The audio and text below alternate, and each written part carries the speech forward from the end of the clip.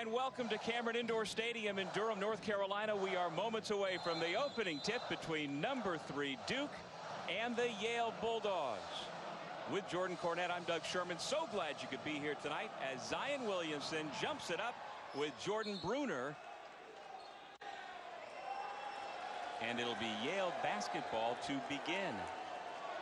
So Jordan, how does Yale, a team that a week ago beat ACC team Miami, already this year beat Cal as well over in China, how do they slow down Duke and stay in this game and potentially win this game? Doug, by not allowing Duke to speed them up. Offensively, do what Yale does. They're shot makers, attack the rim as if they would any other opponent. You get a taste of it right there. Yale has high-level athletes. Don't be caught up in the Ivy League presence. This is not your granddaddy's Ivy League opponent.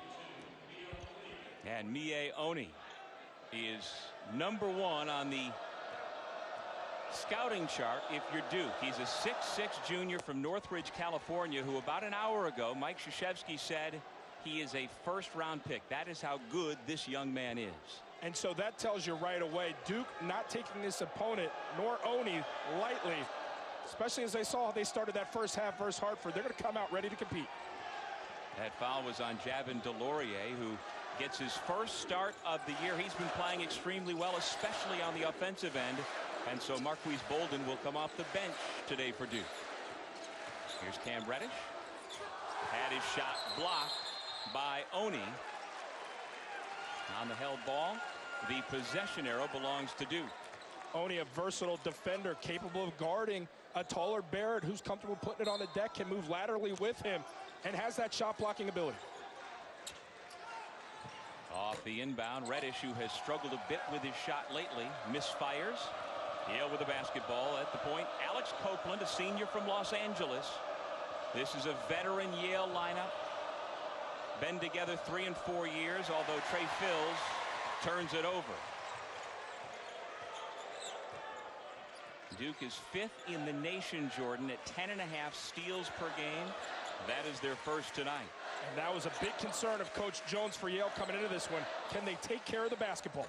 Zion Williamson, the one part of his game that hasn't really gotten going, the three-point shot. He's now 2 of 14 on the year. That's a win for Yale defensively. Make Duke jump shooters rebound and go. And that's how Duke will hurt you. Get out and go. Javin DeLaurier with the throwdown.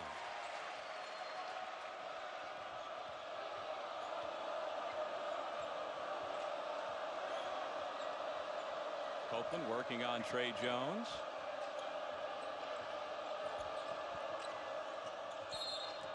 Traveling violation.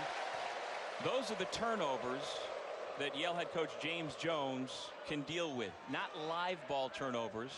That gives, of course, the ball to Duke, but it doesn't allow them to get a slam dunk at the other end. And that's what a Duke dunk does. It's the domino effect. Everyone says a dunk's worth only 2, but it's so much more for this Duke team. They feed off it. It energizes them defensively. They speed up the opponent and create turnovers. R.J. Barrett leans in and scores the bucket. The 6'7" freshman from Mississauga, Ontario, ties the game at 4.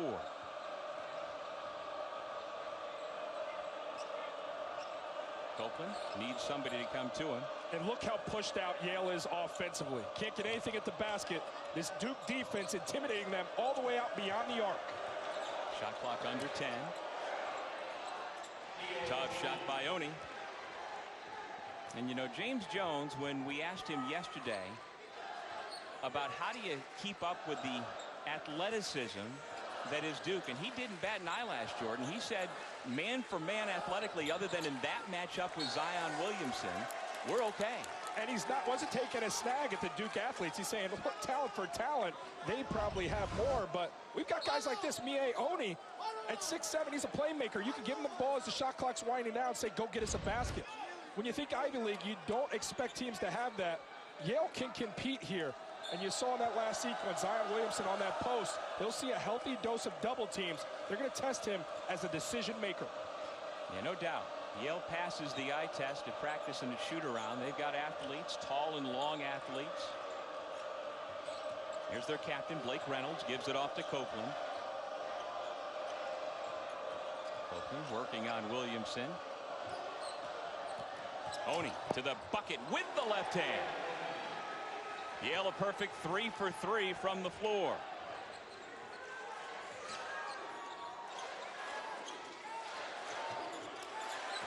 Barrett working on Phil's big size advantage off the air ball. Delorier with 2 more. Reckless help side defense from Yale. Yes, you want to protect the rim, but when that help side shifts, you're going to need rotations. Nobody coming for the rebounding opportunity. A pristine offensive rebounding. Copeland gets around Jones. Little floater. Left it short. Ball tapped out to Oni. He puts it up. Here come the Blue Devils. Reddish on the move. A little too strong off the window, and a foul on the floor.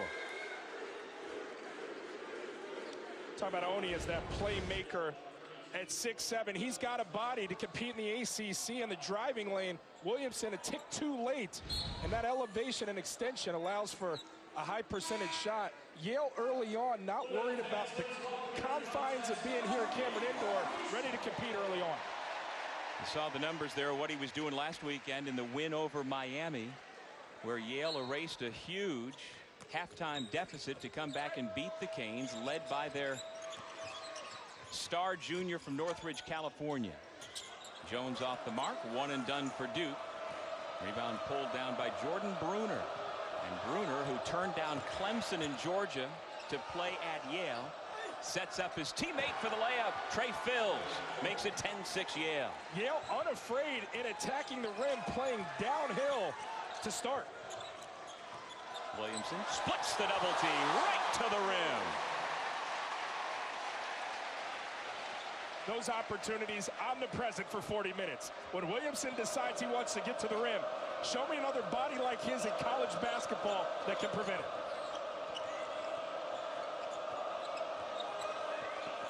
Copeland's post entry taken away by Zion Williamson. Gives it off to Jones, and here comes Duke. Tie the ball game 10 apiece.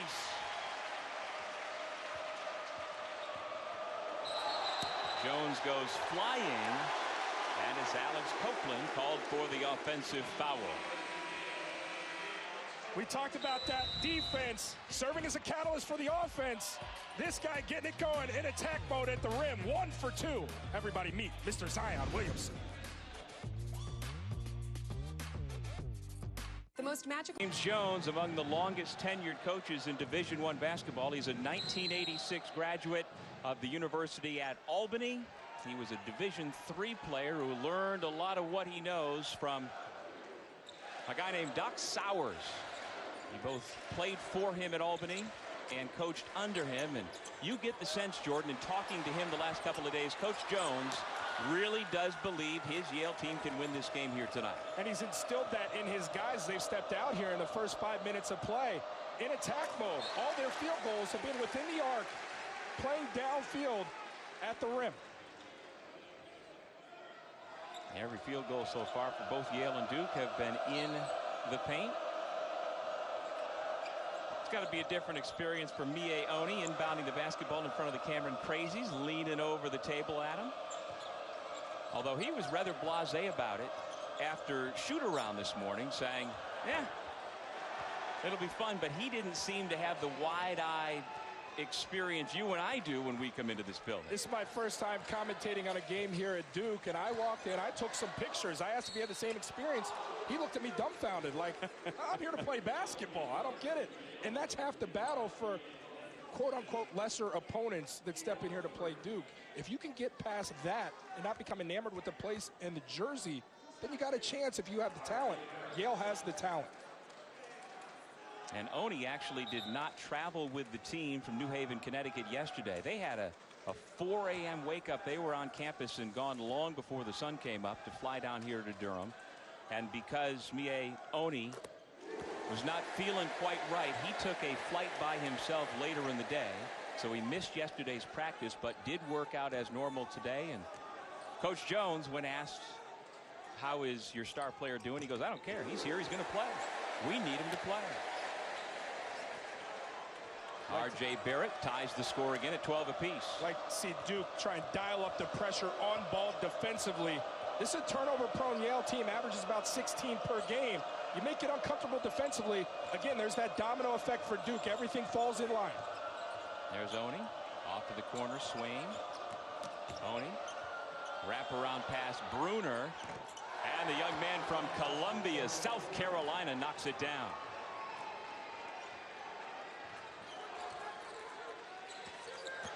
Williamson spins and earns a trip to the free throw line. And for a stagnant offense for Duke, that is always an option to clear out, let Zion Williamson do his thing. There's no defense that can keep him in front. Meet that chest. Nobody's willing to take the charge either. And he does such a fantastic job with body control to prevent a lot of those potential charges. All right, Jordan, you are the all-time shot block leader in the history of Notre Dame basketball. If you were facing Zion Williamson coming at you like that, how would you react? I'd act like there's a slippery part of the floor. My ankle, coach, check me out. I didn't have to worry about blocking shots against guys like this. This is the new age athlete.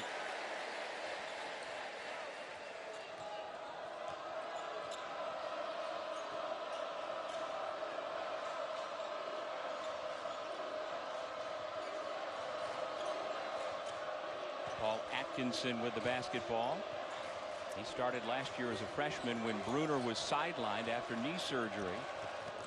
Key part of the second unit. Here come the Blue Devils. Williamson, shovel pass, and the layup is good. Javin DeLaurier. And again, that's 6'7" to 6'8" to 6'10" in transition. It's a whole lot of youth there too. Freshmen and sophomores linking up for a basket. The unselfishness and the feel from Williamson makes it all go. I mean, this is just high IQ basketball. Not dribbling too much, get it ahead, not the best pass. Williamson gathers, and then running the lane, a rim run for the big fella, DeLaurier. The little things. He's not going to give you 20 and 10 a night, but when he does things like that, makes him an impact player to go along with stars like Williamson. And Coach K talks all the time about the fact that his co-captains, Jack White and Javin DeLaurier, both are role players, but Jordan, they're both very comfortable in their roles and comfortable in their skin, which is so important. And that's what helps the program rise.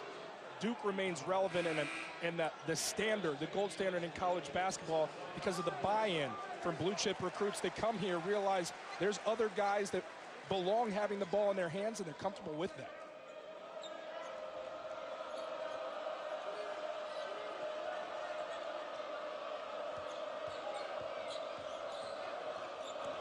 Oakland on the switch, has White guarding. 6 to shoot. Azar Swain for 3. There's some of that good Duke defense we were talking about, and it leads to the transition bucket. Easy two for Barrett. Poked away. Jones with it. Loses the handle. Then missed the layup. Yale with numbers.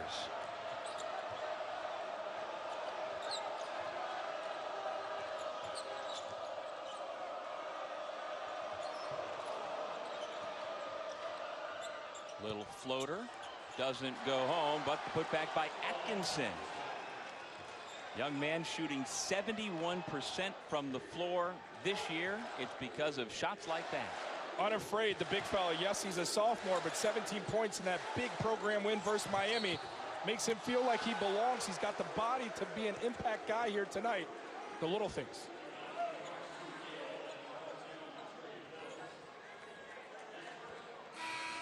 I really do find myself marveling at how Duke operates in the open floor. Selflessness, guys understanding their roles and achieving passing lanes as receivers.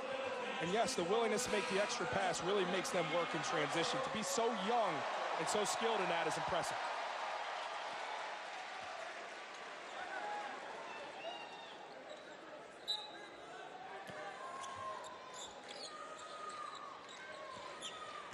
Off the inbound, Reddish leans in. Tough shot.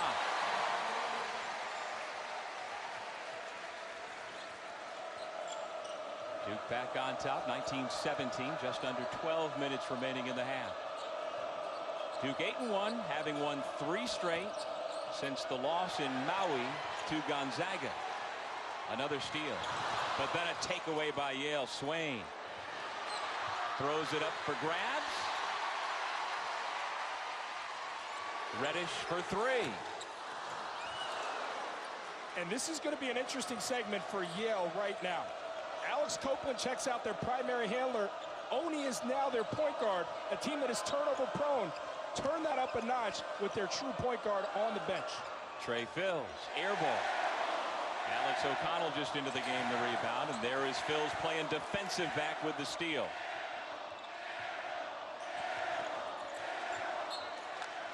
Duke was the last to touch. Yale will have it when we come back. And when we come back, we'll remember Yale alumnus George H.W. Bush.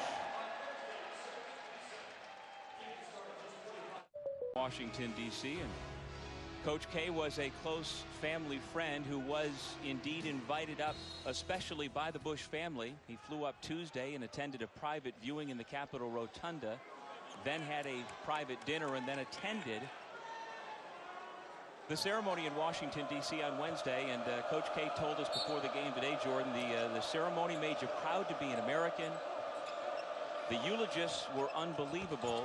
And then he said 43, meaning George W. Bush did an amazing job. And I think those are wonderful sentiments to really encapsulate what we have felt this week about President Bush. Absolutely. Just the appreciation of family, something that truly resonated during the celebration of his life during the last few days, and a sentiment that Coach K echoed to us, how special it was for him to be in attendance to see it all. Well, President Bush has kept close ties in his later years with his alma mater. So when the Ivy League champs in baseball won the 2016 title, President Bush invited the whole team up to Kennebunk Court. He also attended a Yale baseball game at Texas A&M a couple of years ago. And he might have been conflicted on a game like this one, rooting for his friend or rooting for his alma mater that meant so much to him. Either way, he's looking on from above, without question. Well, you know, President Bush actually played quite a bit of baseball here along Tobacco Road, including right here on this campus. Back on April of '48, he and his Yale team played at Duke. It was the final of a 4-game trip to Tobacco Road, and in that game, Duke lost 10-1. And President Bush, batting 6th, playing first base, went 0 for 2. And you're right, I would imagine he would have been watching and rooting for both sides in this game. Barrett fouled just past the midpoint of the first half. And in a world where the three-point line has been king, nobody really getting it going with the long ball. Yale has had their look struggle mightily out of the gates, 1 of 5, whereas Duke hasn't even really flirted with that three-point line, trying to be in attack mode and challenging this Yale defense to keep them in front. Offensive foul against Marquise Bolden. And for Bolden there, it's a poor decision. I get trying to be aggressive and back down, but you're pushed so far off the block. Kick it out, post, repost. You might have more success. Let's see what Yale is able to do with the basketball. Lately they have stalled. Last 4 minutes, only 2 points scored, and during that time, a whopping 5 turnovers.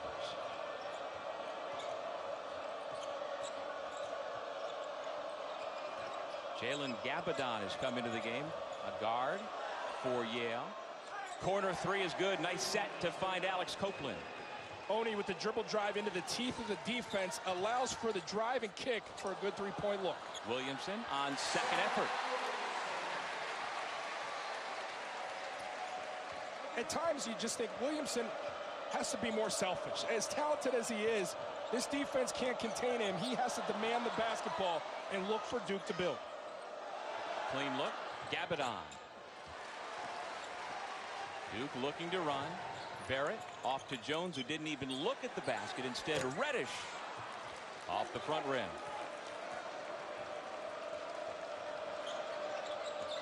Bruner, step back 3.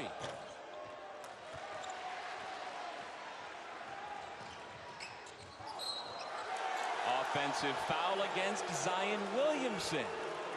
And that is number 2. Tomorrow on ESPN at 3 p.m. Eastern, number 1 Gonzaga takes on number 7 Tennessee. It's the Air Force Reserve Jerry Colangelo Classic at Talking Stick Resort Arena in Phoenix. It'll also be available on the ESPN app. It's a tough go for 6'7", 285 pounds. They're simply trying to get down court. Any little bit of contact magnified and can cause a whistle. Unfortunate to see, but that's something that Williamson is going to continue to battle throughout his freshman season. And you see that game between Tennessee and Gonzaga has a primetime forward matchup. Grant Williams, Rui Hachimura, who are both potential first-team All-Americans this year. Oh, when you've seen what Hachimura has done for Gonzaga in the marquee matchups, ask Coach K and Duke, they saw just how important that front line piece is to what the Zags do. I'd have to say he's my front runner for Player of the Year.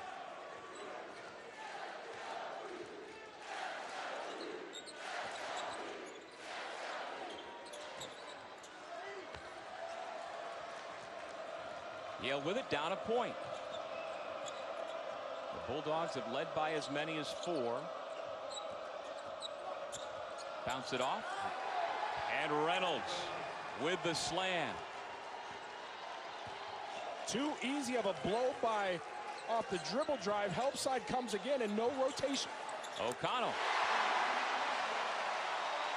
He was Duke's top three-point shooter a year ago. Still has that really nice stroke.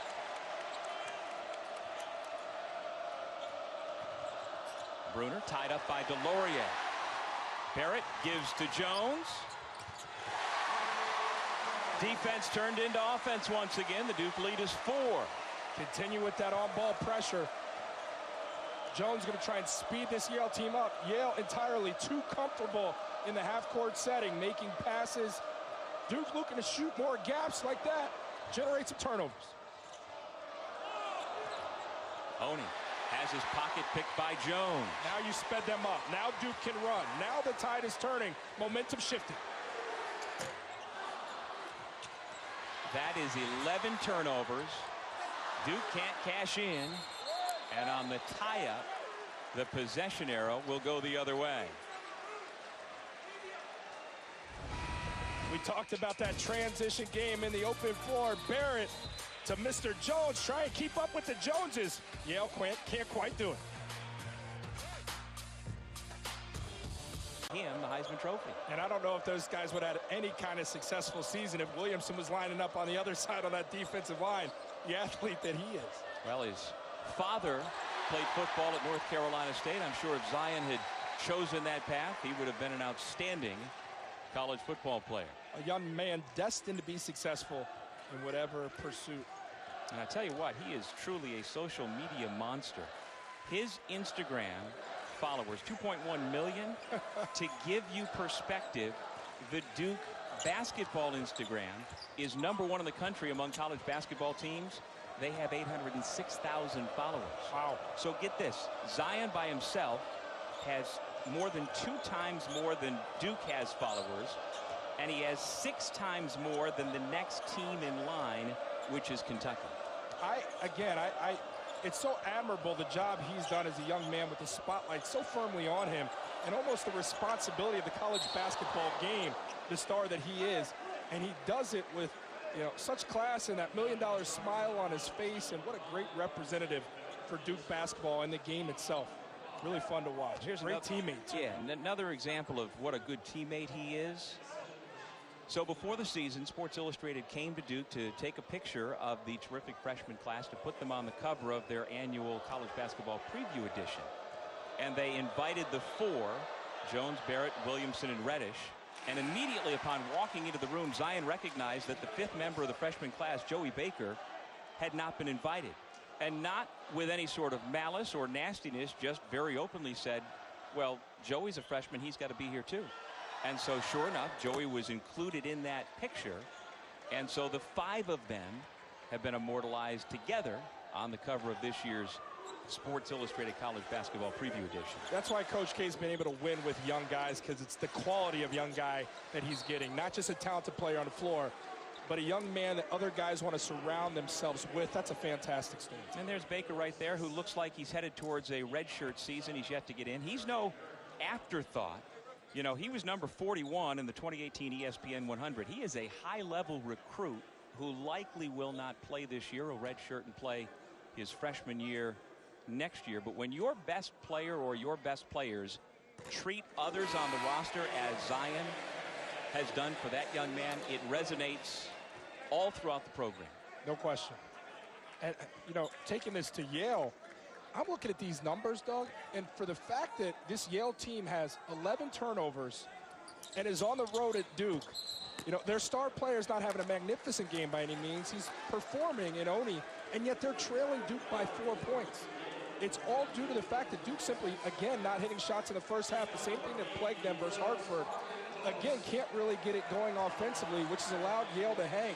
Yale's also done a great job in the offensive side when they do take care of it, of taking good shots. Can they continue to value the basketball, something that's plagued them better part of 15 minutes here in the first stanza? That foul was on Blake Reynolds, the senior captain, with his second. And so Jack White at the line. Of course, one thing James Jones, the Yale head coach, was concerned about coming in was what kind of whistle would we get. And when you go on the road in college basketball, the coaches will all tell you it's just not the same. And they have great recollections of coming here 3 years ago. Yale played well, but coach really felt like Duke got a favorable whistle that night, and it's something that he's got to keep an eye on here tonight.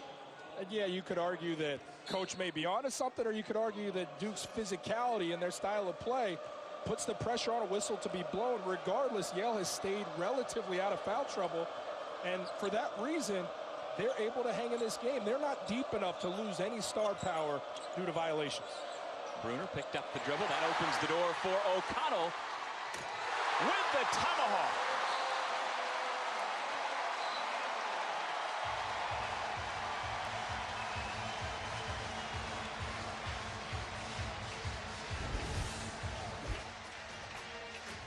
Little bit of Rosetta Stone. Translate that defense into some offense. O'Connell, the O-dunk. As a team, Duke is averaging about 7.5 dunks per game, and it's not just Zion. We just saw Alex O'Connell, a sophomore reserve, with a highlight reel dunk of his own, which drew the timeout from Yale head coach James Jones. And let's see how the Bulldogs respond. Duke is on a 9-3 run, and that actually coincides with the point where Zion Williamson went to the bench. Atkinson, backdoor pass. O'Connell got a piece of it. Yale will keep. No change of possession, so the shot clock stands at 14. And again, it's really interesting watching Yale in this half-court setting. If they take care of the basketball, they get a golden look. But it's all about valuing that ball. If they don't value it, clearly they're not going to get a look. But Duke is going to compound that mistake of Yale's and get a basket going the other way. Bruner got a good look off the inbound. Atkinson. Nice job to contest by Delorier. When the bunny becomes a bear.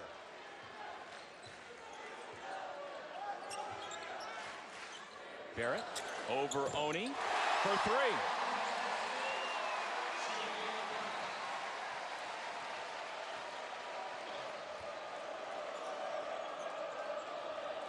R.J. Barrett, the first to double figures tonight. He's got 10.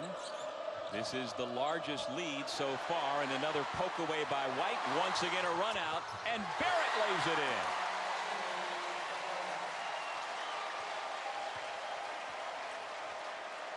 That ball didn't touch the floor. Sublime execution with the leak out. Oni into traffic, and he was fouled on the shot. I mean, Doug, I've never seen anything like it. A lot of college basketball I've watched. I played the game. You get the steal, one dribble, release, pass, one dribble the other way, and a dunk finish.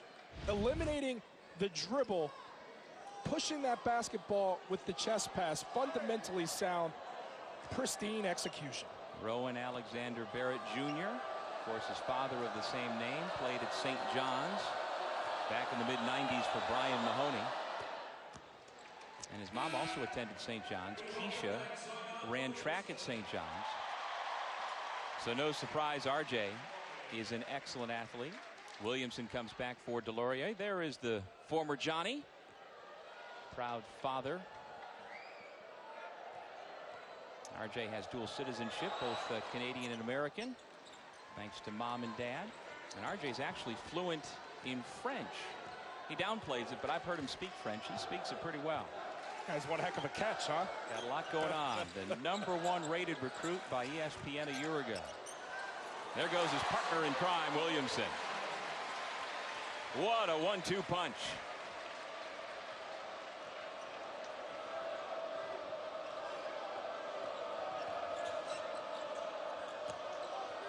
Bruner throws it into the Duke bench. Turnover number 14 forced by Duke. That Duke team really gave him a lift on the bench, put together a 14-4 run. Zion returned, pick it up where he left off. Duke in control.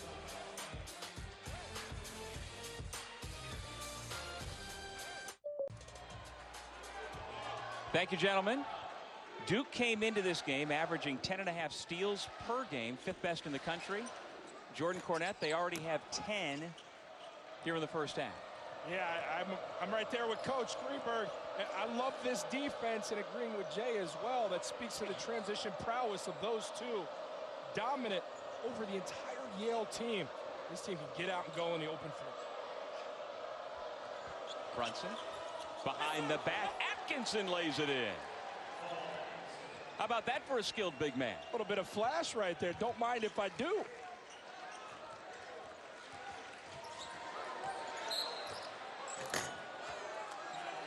Foul on the drive. It'll go against Gabadon. How about this behind the back look? Couple dribbles off the bounce. Brunner behind his back. Interior pass nonetheless. Point blank range and an easy finish. Yeah, the 6'9" junior out of Spring Valley High School in Columbia, South Carolina, was a high 3-star rated by ESPN, who picked Yale over Clemson and other finalists Georgia and Tennessee. And Bruner missed last season with a meniscus injury, underwent surgery. And if you play in the Ivy League, there's no such thing as a red shirt. So that sets up the likelihood that Bruner, after next year, after his senior year, he'll still have a year of eligibility remaining and will likely be a grad transfer. No slam, foul given up before the dunk against Bruner. And that sets up the possibility that Bruner will likely transfer elsewhere for his final year of eligibility. Look at the hustle right there from Jones. You got to love it getting on the floor. And I thought maybe they'd call some sort of impeding. They might take a look right here maybe to see if it's any type of flagrant 1 or 2. I don't think so. But just the explosiveness of Williamson to corral that basketball and go the other way. Wow. Well, a couple of guys who know their way around the Final Four, Mike Krzyzewski and Teddy Valentine, having a conversation as they look at this video. I mean, you got to reach in for the basketball. And he tries to grab the body. If they blew the whistle in the initial reach for the ball, I see no reason to flirt with a flagrant of any sort. Although the arm didn't go up, it didn't look on the initial reach.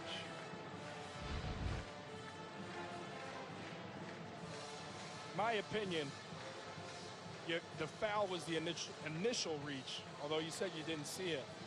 Well, just on that replay, it clearly appeared that the trail official did not signal for a foul there. He signaled for it there. Looks like they're calling it a 2-shot foul. Which I don't know where it's a 2-shot foul. Well, they're in the double bonus. And that will be the call. So it'd be a 2-shot foul for Williamson. And that is the right call. Off the reach in.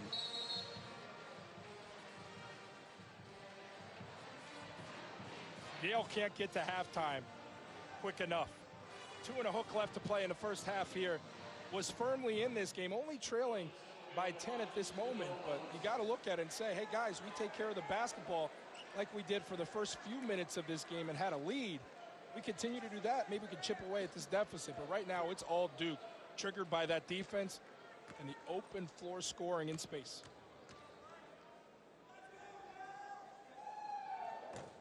Now, the one Achilles heel for this team is the free throw shooting. The freshman class is guilty of it. Duke is at 65% this year, worst in the ACC, and I don't know if that's a number that really you can count on going up over the final 3 quarters of the season. And for how physical these guys are in terms of attack mode and scores off the bounce, they're going to begin to see even more fouls. So that's something you want to try and improve upon, that charity line performance. They're only 5 of 11 so far tonight as a team. Oni up and over Barrett.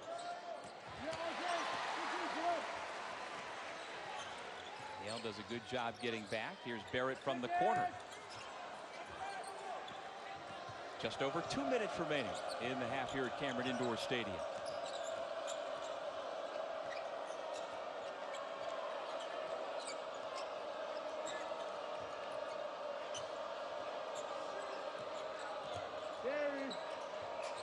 Freshman Matthew Cotton getting an opportunity.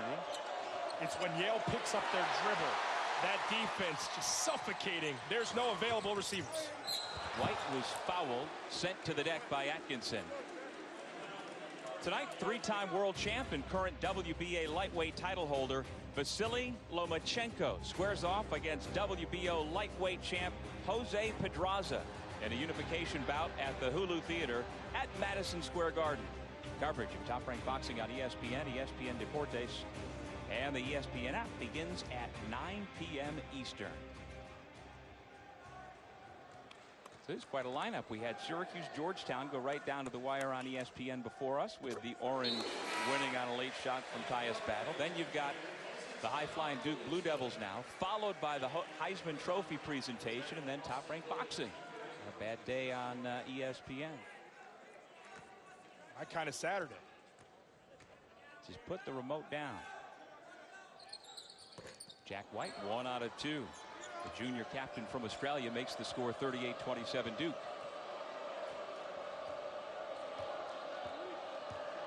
Gotta look to involve your star Oni. Maybe give him a high ball screen. Let him drive on this Duke defense. It's been giving up driving lanes and gaps to pursue. Well, he picks up an assist on the three-pointer by Azar Swain. Swain is their three-point specialist. This guy makes nearly 3 threes per game. You're going to need him. He knocks down half of the threes he attempts. He's going to have to give them a lift from that three-point line. It's a great equalizer in college basketball. O'Connell has it poked away, and he was fouled. And so O'Connell will head to the line to shoot 2. Alex O'Connell's older brother Sean is a graduate transfer this year at UNCW, and they are from an unbelievably athletic family, Jordan. Alex is a legacy here at Duke. His father David played for the Blue Devils back in the mid-70s for Coach K's predecessor Bill Foster. And then their uncle Mike played at Notre Dame back in the late 60s and early 70s for Johnny D.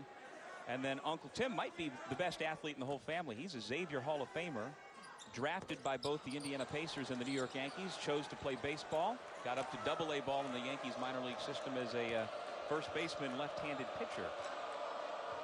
As for Alex, he's really injected life coming off this bench for the Blue Devils this evening. Austin Williams off the mark.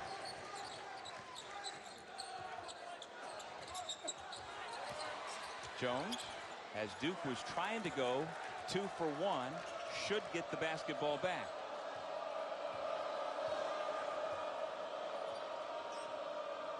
Comes your ball screen for Oni. Mie Oni hanging in the air. White blocked the shot. And then Jones is going to pick up the foul. And so that'll send Mie Oni, listed at 6'6", 210, to the line. He was one of only 21 college players invited to the Nike Skills Academy in August of 2017. That, as much as anything, Jordan, speaks about this young man's upside. Yeah, and coming into this one, asking around if people knew about him. I was trying to get a gauge for what he is on the national scale, and a lot of people, for the most part, aren't aware of him in college basketball. But at the next level, a lot of scouts in the NBA level know all about this young man and the versatile piece that will translate to the next level. This guy will hear his name called on draft night. He's that kind of talent. Well, he was a good player at Viewpoint High School in Southern California, but didn't really have any high-level offers. He was actually headed for Williams College, one of the best Division III schools in Western Massachusetts, went to prep school. Yale got on him, got the commitment, and as his profile continued to rise nationally, he stuck with the idea of coming to Yale, playing for Coach Jones, and getting a world-class education. Yeah, absolutely, and I was most impressed with his cerebral approach to this game. A lot of guys that in his position may say, I want to prove to everybody that they missed out on me. I'm going to take every shot I can. I'm going to make this a me game. Oni did not have that approach. He's shown that's not his approach. I almost want him to be more aggressive in the shot attempts in his first half, but he's out here to make this team better, and that's exactly what he's done in his first few seasons with this Yale team. Well, his coach calls him a diamond in the rough. Coach K said before the game he's a first-round pick. We shall see. Just a junior. Well, I'll tell you, Doug, you don't stick around anywhere for 20 years if you don't know what you're doing, like Coach James Jones. He has an eye for finding those diamonds in the rough, and that's why Yale has remained relevant and in the upper tier of that Ivy League for so long.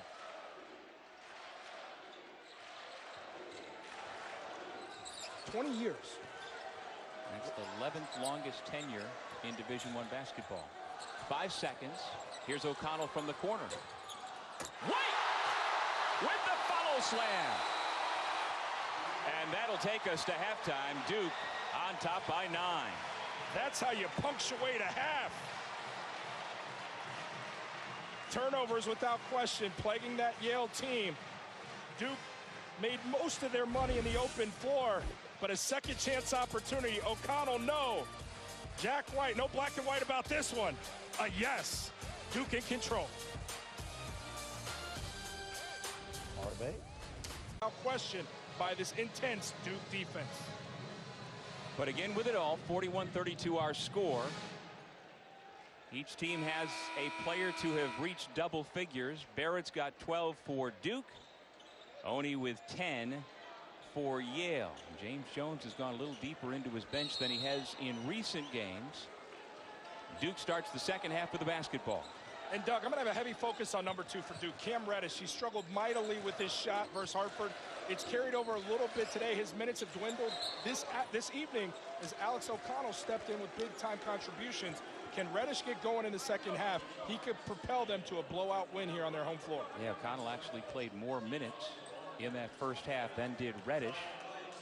Cam with only 2 points on 1 of 5 shooting, came in averaging 15 points per game. He's a big part of their defense as well. Had nearly 2 steals a night. Zion Williamson with the free throw. And Cam Reddish's last 2 games, a combined 3 for 17 from the field. And by no means is it a demotion coming from Coach K. It's simply there's capable pieces that you can insert in while giving Reddish a rest. And O'Connell provided that punch, injected some life into this team, so naturally he's going to get those minutes.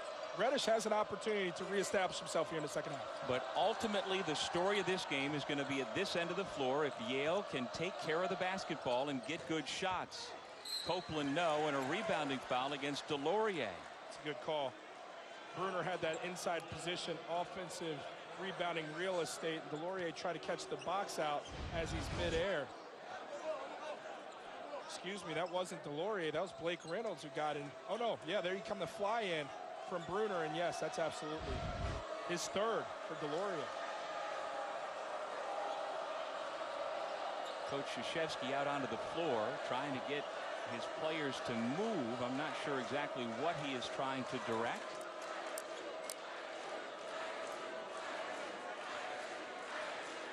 See how Bruner ties his shoe. I want to see if he went with the double loops there. Thought we were going to catch it. You've got to. The crazies all over him. That's what they do. Cheering him for getting his sneaker retied. Very nice. These fans always bring their A game.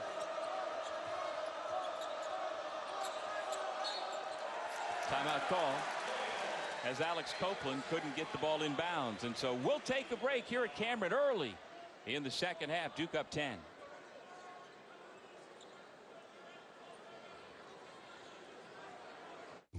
It took the life of my best friend, Jimmy Valvano, and he formed the V Foundation. And it's a team that will help find the cure for cancer, and he's going to be there when we win at the very end. We are beating this dreadful disease, but we need to get rid of it completely, and it won't happen unless we continue to fund cancer research. Very well said, Coach K. And please join ESPN and the V Foundation in the fight against cancer. Visit v.org/donate. All donations benefit the V Foundation for cancer research. And of course, Jimmy V and Coach K were really good friends, especially after they were no longer competitors. But when Jimmy V came to work for ESPN, they had a friendship that endured right to the end. We appreciate all that Coach K continues to do on behalf of the V Foundation. I'll tell you what, I have watched Survive and Advance, the wonderful ESPN 30 for 30. produced by Derek Wittenberg, about that magical 1983 season for North Carolina State, and also about the life and times of Jimmy V. Trey Jones with the bucket for Duke. The lead is 12. Jones in the open floor. You saw Reddish get an easy two. Maybe that jump starts him as he struggled from the field in the last few games. Duke starting to really turn it up here. And to their credit, despite the offensive struggle, shots not falling, the energy has been omnipresent from the Blue Devils. Oni managed to get it to Reynolds for the bucket. Yale still hanging around here at Cameron Indoor, which opened its doors way back in 1940. Barrett lobs to Williamson. Here's your double. Still got it up on the rim and drew the foul. Reynolds allowed, and look, it's a tough task, but allowed Williamson to bury him so deep on that catch, even the double team can't be disruptive. That's a catch in rise, and it's rare air up there when Williamson elevates. You know, to Yale's credit, coming in, I was a little surprised, Doug, that Coach Jones elected to go man-to-man. I was thinking, with all this talent against the opponent in Duke, how are you going to go man versus man with them? But as we've watched for the better part now of 23 minutes, you've seen Yale defensively have somewhat of a presence. Most of the damage has been done offensively for Duke in the open floor off those turnovers. No doubt about it. And if you're Yale, I think it's a great message that Coach Jones sends to his team, that when they come in here, he lets them know we are going to play as we play. We're not going to let Duke dictate to us. We are a man-to-man defensive team primarily. Yeah, Coach Jones had me laugh, and he said, I said, no zone. He looked at me, he goes, we don't play zone. What, I'm supposed to throw that out there and just watch us play a bad defense because we're going against a great team? No, we're going to do what we do. And if they beat us, they beat us. But they're going to beat us and who we are, not who we're going to pretend to be. Well, Atkinson turned it over. He got himself in a position where he is not comfortable. That's a young man who never shoots the basketball outside of 3 or 4 feet. And so he shuffled his pivot foot for the 18th turnover committed by the Bulldogs. And yet only trailing by 12 points. The missing component as I watch this Yale team, a team that figures to do a lot of damage in the Ivy League. I like what Alex Copeland brings this team, but at 6'3", he feels like more of a two guard, an off-the-ball guy. They're lacking that consummate point guard to get everybody in line and be that floor general, something that Duke is blessed with in Trey Jones. And in spite of that, like you said, Yale's expected to challenge for the Ivy League championship. Off the bounce, Cam Reddish gives Duke its largest lead.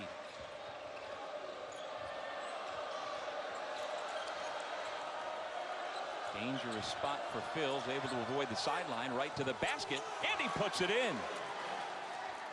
The senior out of Charlotte Christian High School makes it 50-38.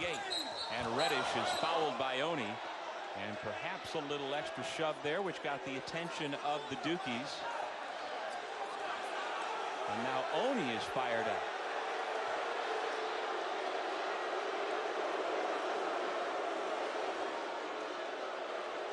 I don't think they appreciated the contact on the drive from Reddish.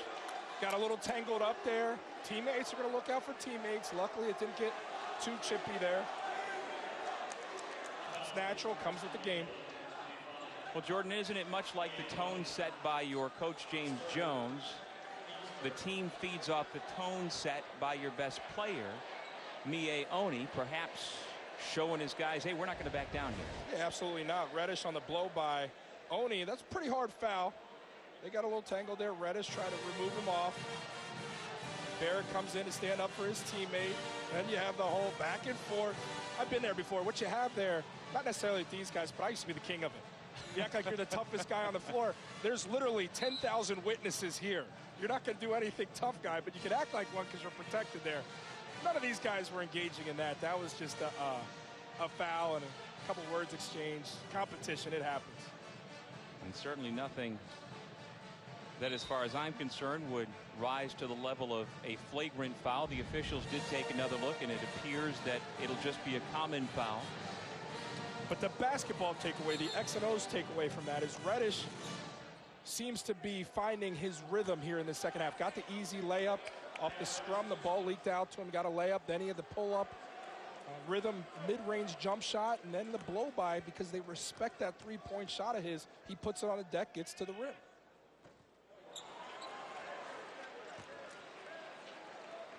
Now, Reddish is the best of the bunch at the free throw line, usually nearly 80%. If we're going to nitpick this Duke team, it's the inability to be consistent from that free throw line. And that could be something that could hurt them down the road. But as good as they are defensively, as skilled as they are, and the ability to make shots, that's all there. But that free throw line is less to be desired. Reynolds. Atkinson. He was fouled. Good pass via the ground on the bounce pass from Reynolds. Impressive to gather and handle Paul Atkinson right there and draw a foul. It's going to be on the floor. Yale makes something happen here as Duke's building. Alex Copeland gets it in. Miaoni double teamed, actually triple teamed because of the baseline, able to get it out to Reynolds. Around it out. Zion Williamson, long pass ahead, finds Barrett. Back to number one, and Zion with that soft left hand. Got away with the travel.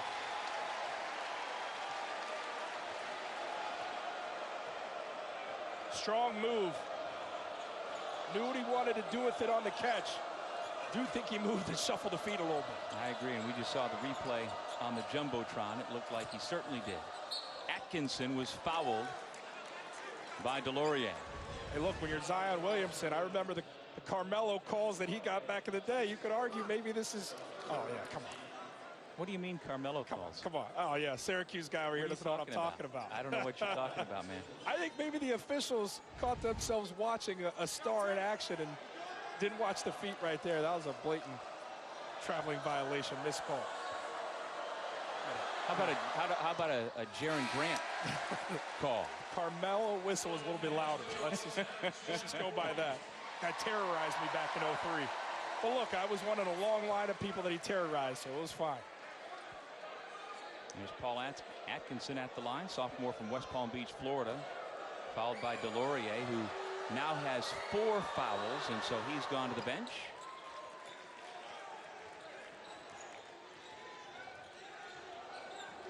Four minutes into the second half. The Duke lead is 14. Easy.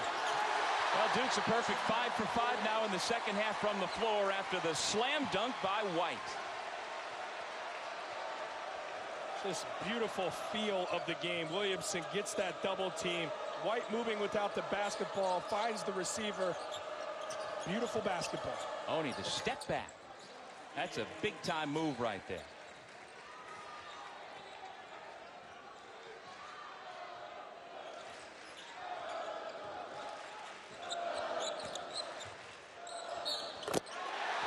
Well, Cam Reddish starting to feel it, beginning to heat up, and he'll have a chance for 3. 7 of his 9 points have come since the break. Reddish leading the way for Duke. He's coming alive. He's confident with the mid-range, looking good. Duke rolling.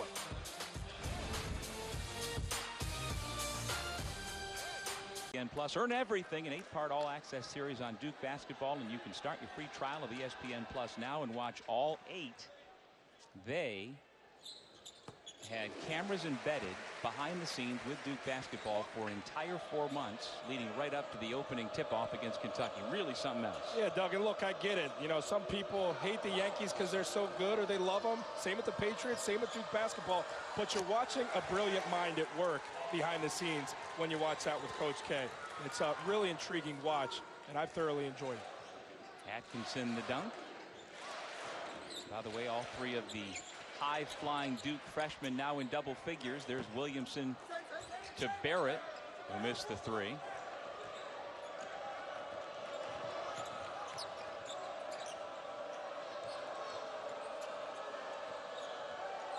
by the way, as we went to break, that was the 4th personal foul on Miaoni. So for the moment, Yale's best player is on the bench. Jones with a step along the baseline. Offensive foul. Jalen Gabadon stepping over to draw the charge, and that's number 2 on the Blue Devils point guard. Heck of a defensive effort right here. Good shift. Yeah, good placement outside the arc, offering himself up to the basketball gods, and that is indeed a charge. Duke with a little bit of full court pressure here, not taking their foot off the gas. I like it defensively for such a turnover-prone offense in Yale. Threading the needle on the bounce, Trey Fills with a beautiful pass, and Blake Reynolds the easy 2. And the margin for error there as slim as they come, and he delivers for the easy 2 for Reynolds. Trey Jones, you see, favoring that left leg. Now Marquise Bolden will come in. And Zion Williamson goes out. As Trey Jones just tries to walk it off. Look, Trey Jones not having a career day by any means here, but I really enjoy watching how he plays the game. Trying to go for a handoff there. Steps in front, no doubt a foul. You hope he will be okay as he checks out, but how he manages this team of stars. He is the straw that stirs the drink. Well, there's one of the other straws. R.J. Barrett now with 14. Oh, it's a heck of a drink. There's a lot of ingredients that are special. Don't get me wrong. He's just the straw. Yeah, Trey Jones second in the ACC at 6 assists per game behind Virginia Tech's Justin Robinson. There's another steal, and here he comes.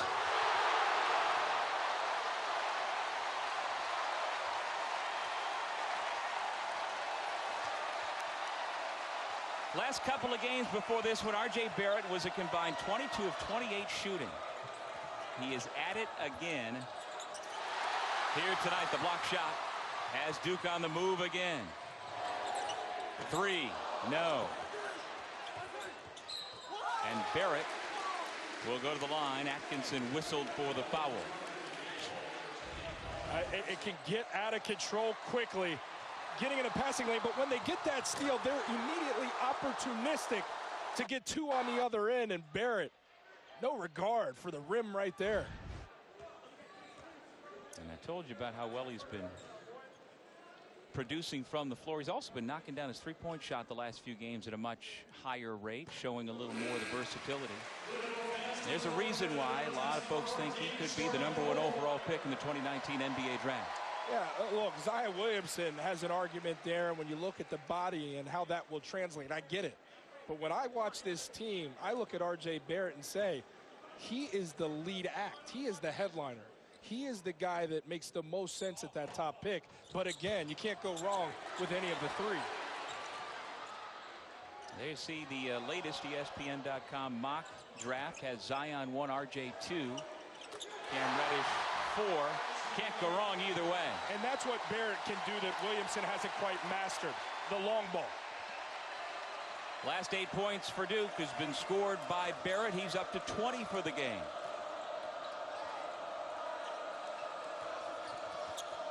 Back cut.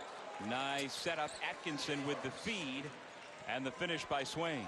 When you're this good in transition and this aggressive defensively with the length and the versatile pieces that Duke has defensively, they can light up the scoreboard. It's a blur.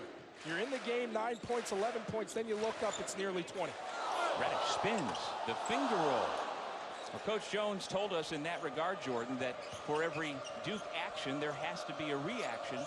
And if we react properly, we can take advantage of the way they play defense. Yeah, and Yale needed to get the three-point shot going. They've knocked down 3 of 14. And against a better foe and as talented as Duke, you're going to need that. They haven't had it this evening. First time into the game for Duke is Jordan Goldwire. Here's Barrett again. Ball kept alive by Bolden, and the foul against the Bulldogs. That'll take us to break here at Cameron Indoor. Duke stretching out that lead over Yale.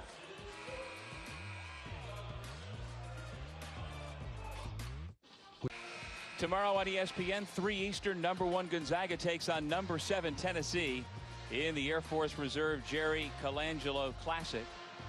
And what a matchup we'll have between potential All-American forwards, Grant Williams for the Volunteers and Rui Hachimura for the Bulldogs. And you know, Jordan, they are 2 of only 3 players in the entire country who are both top 50 in scoring and in field goal percentage. You want to know who number 3 is on that list? The other guy? Hit me. Well, we're watching him tonight. Zion Williamson. That's what I would have imagined. So Williams and Hachimura will match up tomorrow at 3 o'clock. And we're getting a chance to see Zion Williamson do his thing here tonight.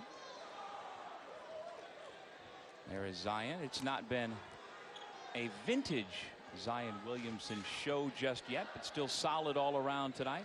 4 of 7 shooting, 12 points, 5 rebounds, 4 assists.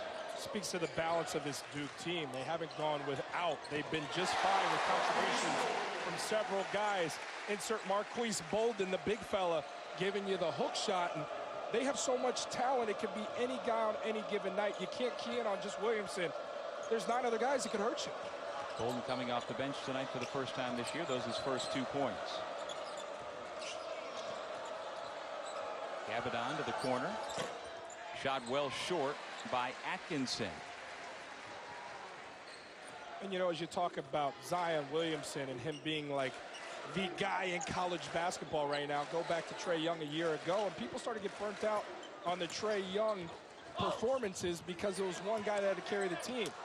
You won't have that same effect with Zion Williamson throughout the season because of the pieces around him and the talent that he has alongside him. It's a different guy every night.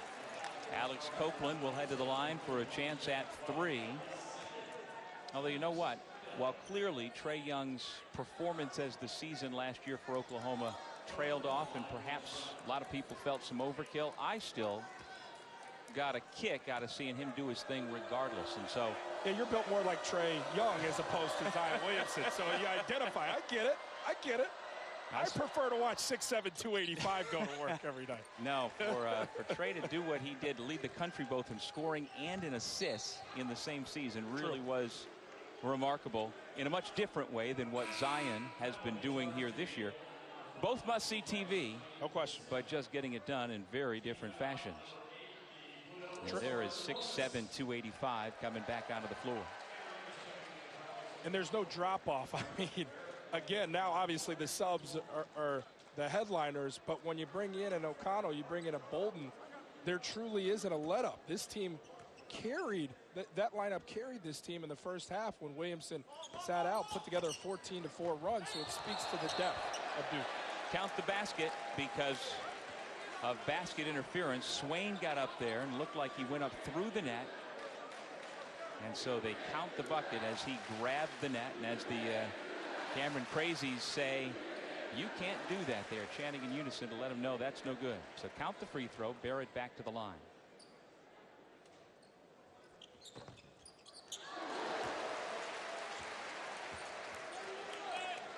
Well, coming up 8 o'clock Eastern, don't miss the unveiling of the Heisman Trophy winner. We know it's going to be a quarterback. We're just not sure which one it's going to be.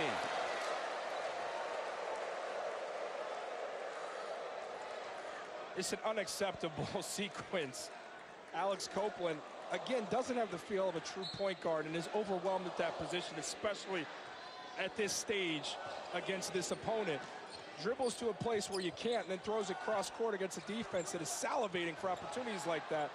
Simply throws it in the crowd. Copeland being hounded by Williamson, who blocks it from behind. Williamson averages better than 2 blocks per game, including here the chase down.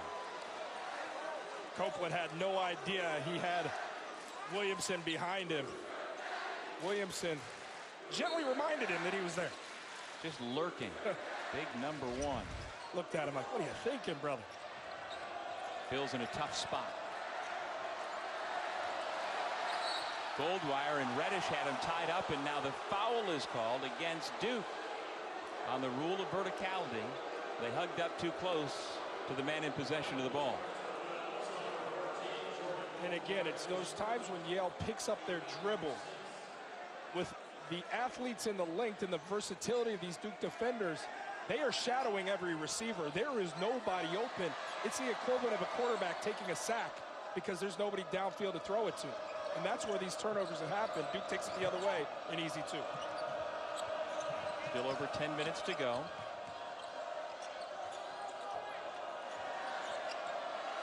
Phil. Look at White go after that rebound. Heck of an effort. He played so good in the opener when they blew out Kentucky. Coach Krzyzewski was just raving about his captain from Australia. Perfect role player is what he calls him. A role player for Duke is a star on the collegiate landscape. Well, you're talking about how well both Bolden and O'Connell have played off the bench tonight, Jordan. Both of those guys, you forget perhaps, they were both ESPN 100 recruits coming out of high school. Bolden was top 20.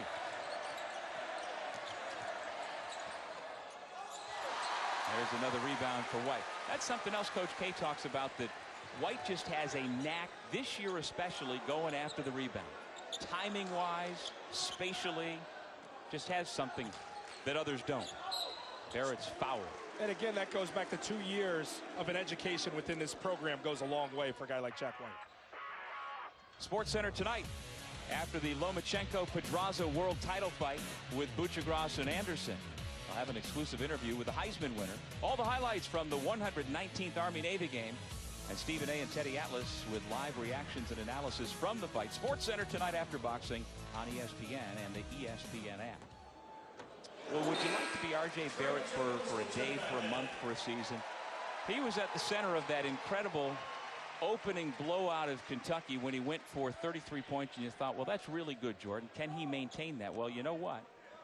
Today, for the 9th time in 10 games, he's at 20 points or more. He is consistent in so many ways. And an elite talent ascending his star as well alongside Zion Williamson. Again, I talked about him being the lead guy at the next level. I mean, he's in these last few games, he's been incredibly efficient.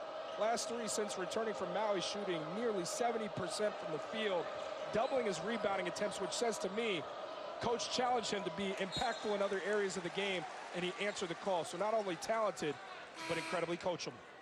And Barrett has scored 12 of Duke's last 14 points here tonight. The lead is 22. Yale, meanwhile, its 2 best bigs, Jordan Bruner and Mie Oni, have 4 fouls apiece. Bruner's back in. Oni as well with the basketball now. Oni up the crossover. Extra pass to Phils.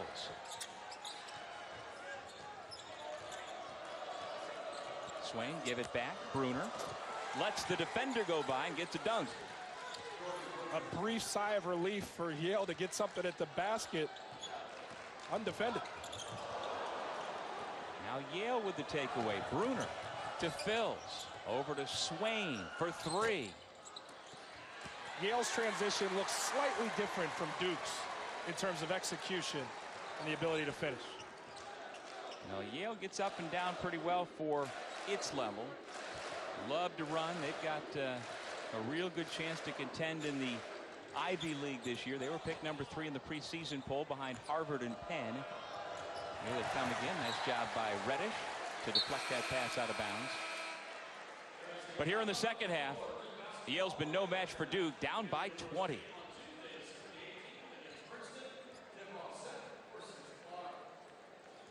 What's that? Sonic blockbuster should be a good one. Number 21 Villanova, number 2 Kansas. Next Saturday, noon Eastern on ESPN. Kansas plays later tonight against New Mexico State, 8:30 Eastern on ESPN2. Villanova, meanwhile, was pushed at home this afternoon. Did beat St. Joe's 70-58, and so after consecutive losses early in the year, the Wildcats have figured it out, at least somewhat. Jordan, I'd have to say the reigning champs from Villanova, nothing's going to come easy for them this year. They're still real good, but it's just not the same having lost 4 guys to the NBA. Still some talent there, but guys in elevated roles learning how to carry that team. Look, I look at November, I look at through December, teams are figuring out who they are. It's like a string of awkward first dates. Then you find your true love come January, February. You start to figure out your identity, and that's what you're seeing around the collegiate landscape. I don't know anything about awkward first dates. In part because I couldn't get anybody to go out on a date with me. Oh, you're a smooth operator, Doug. It's just, it's the exact opposite. Duke up 20. Barrett, Reddish, O'Connell, White, and Williamson, the 5 on the floor for Coach Krzyzewski.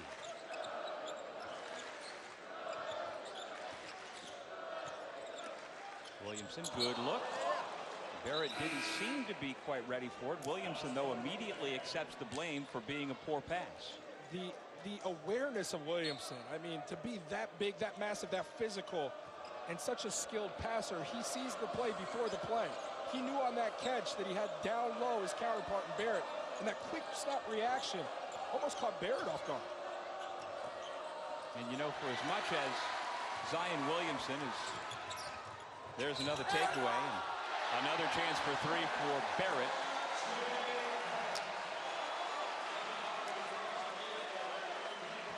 This defense, Doug, this defense. Now you get the clip here of what it translates to on the offensive side. Elite footwork and body control, and like all great finishers, Barrett keeps his eye on the goal. Take a look here. Once he goes to elevate, he keeps his eye on the prize the entire time, and the lucky lefty finishes. But it's defensively how Duke denies. Once that dribble gets picked up, it's the opposite of a pack line defense that Virginia applies on their opponents. These guys, they get out guard, extend nearly out to half court. Who's ever handling that basketball, and with that length, that versatility, that athleticism, it is so disruptive. When you pick up that dribble, it's lights out. That defense is so hungry and on you, and they're getting their turnovers. And as we saw, Oni fouled out on that play. Scored 12 points on 3 of 8 shooting in 26 minutes. Flying along the baseline, Jordan Bruner with the flush.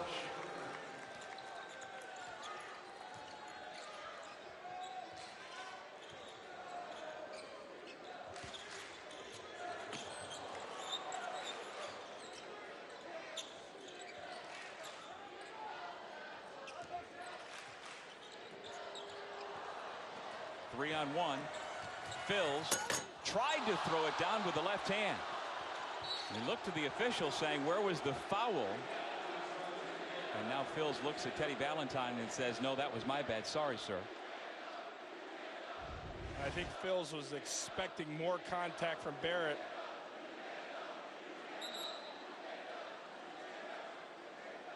Oh yeah, you know, there was contact. Wasn't a lot of contact, but he put his hands on a guy elevating. There's reason to want to call there in Phils. Well, Trey Phils can dunk the basketball. He actually, at their Midnight Madness a couple of years ago, won their slam dunk contest. And he comes from some great basketball lines. His father of the same name, Bobby Phils II, was a star at Southern University and then went on to play in the NBA. And Trey was just 3 when his dad died in that 2000 car accident that occurred when he was driving home from a Charlotte Hornets pregame shoot-around. And there you see young Trey with Michael Jordan, who, in talking yesterday to Trey, said that Michael Jordan, among many people in his life, have been tremendous in their support of him overcoming the loss of his dad.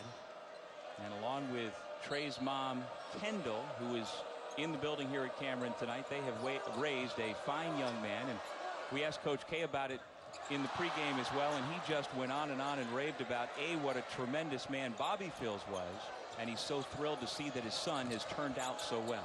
A second-team All-Ivy performer a year ago, 20 points in a Lehigh win recently, a senior who's averaging nearly double figures and will graduate from Yale. Safe to say Pops is smiling down and immensely proud of the young man that Trey has become. And there are similarities between father and son. They both wear number 13. Dad's uniform number 13 retired in Charlotte, and they also are both very good defenders as well. And when you see facially Trey, you can tell that is Bobby's boy. No question. And this game actually is being played because James Jones is one of those coaches who likes to get each of his players to have at least one game throughout their college career back near their home region. Here comes Copeland, who lays it in. And so Trey Phils has all sorts of folks from the Charlotte area who made the trip here to Durham, including both of his high school coaches, Sean Brown and Zach Goodyear, who he credits as among the many who helped him growing up.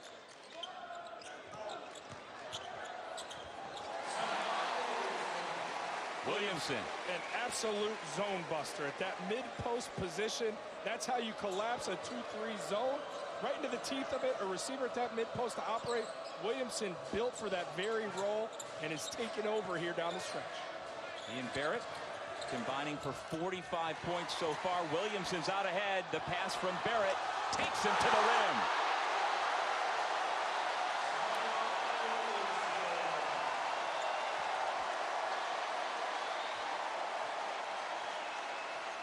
Williamson reaches his season average of 20 points, second best in the ACC.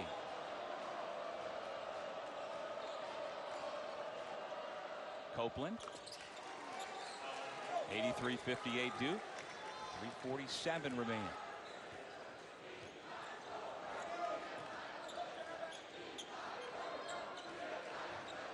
Reddish.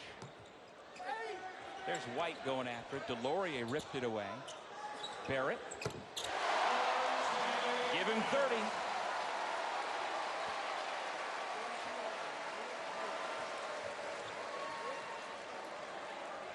How about the stat line Barrett put up last week against Stetson? 26 points on 12 of 14 shooting in only 17 minutes.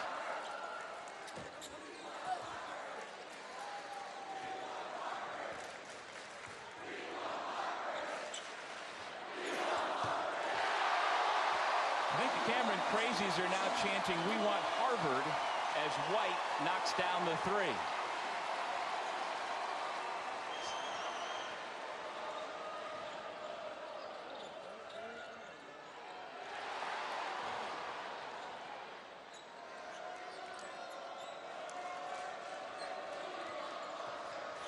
So we talked about the reason why this game is being played, because Yale wanted to get Trey Phils back down near the Charlotte area to play a game. And I said, come on, Coach Jones, regardless of all that goes on around this is still a good game for you. He says it's a good game until we get on the court. Yeah, there's a lot to deal with when you're coming from the Ivy League and facing this lineup for Duke. Absolutely. How about a little RJ Barrett dead eyes it from three, the lucky lefty, and then Duke shutting down this Yale team like Chick-fil-A on a Sunday. Extra step on that man's ladder. Watching the best players in college hoops. Coming up at 8 Eastern, find out who's the best in college football.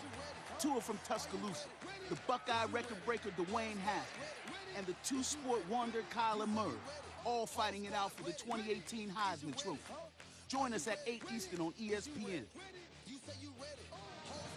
And that's coming up at the top of the hour, the 84th annual Heisman Trophy ceremony. Will it be Dwayne? Will it be Kyler? Will it be Tua? And Jordan Cornette, I'm going to go with Kyler Murray because I'm not sure either Dwayne Haskins or Tua Tagovailoa can hit a curveball. Oh, there you go. Dual sport athlete. I like Dwayne Haskins simply because he had no defense. What they are dealing with all season, the distractions, yet he still delivered. And no run game either. The amount of times he threw the football, still only threw 8 picks to like 47 touchdowns. Come on, man. Well, they split a couple of the awards earlier this week. My guy got neither. So I don't know if that bodes well for him. Did you roll your eyes as I picked Haskins? Like no shot? No. The other two have had remarkable seasons, and they're still playing for something here. O'Connell had to put it up with the shot clock winding down, and just into the game, Antonio Vrankovic, the senior from Croatia, is into the score column.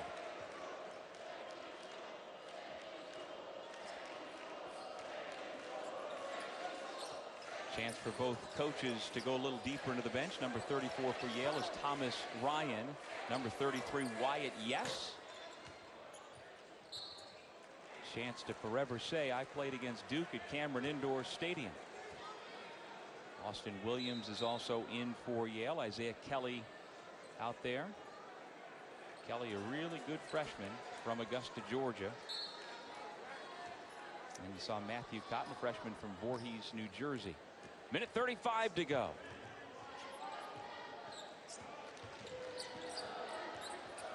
Now Yale's 3-game win streak will come to an end here tonight. Given their third loss, their only 2 previous losses were at Vermont, where not a lot of folks get out of Burlington, Vermont with a win. And they lost in double overtime at Memphis to a pretty good Tigers squad. And that deserves to be reiterated because this Yale team is by no means a pushover, despite what Duke's made them look like here in the second half. This is a very talented team, one you most likely will see in March playing when it really matters for some of these teams. It'll be interesting to see.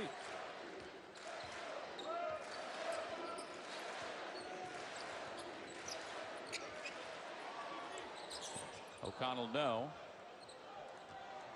Duke, meanwhile, will win its 4th in a row. Of course, the only loss was to Gonzaga out at Maui, and they'll improve to 9-1, and then really get into final exams.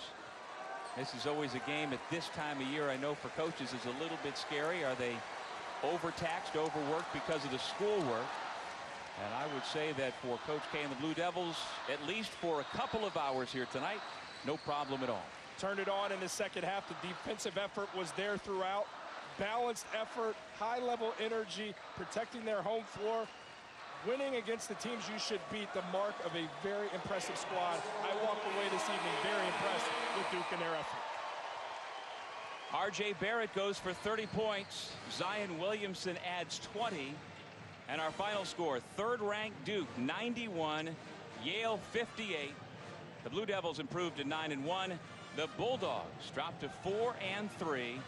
The number 3 team in the country, after a fairly slow start, really got it going in the second half. For Jordan Cornette, I'm Doug Sherman, saying so long. Now let's send you back to Bristol and Sports Center.